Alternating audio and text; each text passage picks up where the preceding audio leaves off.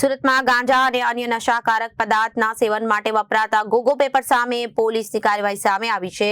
ગોગો પેપરનું વેચાણ કરનાર સામે પોલીસની કાર્યવાહી સામે આવી છે. ઓનલાઈન વેચાણ કરનાર બ્લિંકિટની ઓફિસ પર એસઓજીએ રેડ પાડી હતી.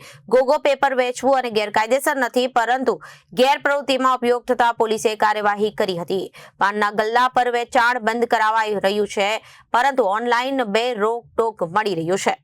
સુરતમાં ગાંજો અને અન્ય નશાકારક પદાર્થના સેવન માટે વપરાતા ગોગો પેપર સામે પોલીસની કાર્યવાહી સામે આવી છે. ગોગો પેપર પર વેચાણ કરનાર સામે પોલીસની કાર્યવાહી સામે આવી છે. ઓનલાઈન વેચાણ કરનારના બ્લિંકિટની ઓફિસ પર એસઓજીની રેડ. ગોગો પેપર વેચવું ગેરકાયદેસર નથી, પરંતુ ગેરપ્રવૃત્તિમાં ઉપયોગ થતા પોલીસની કાર્યવાહી. પાનના ગલ્લા પર વેચાણ બંધ કરાવાઈ રહ્યું છે, પરંતુ ઓનલાઈન રોકટોક મળી રહ્યું છે.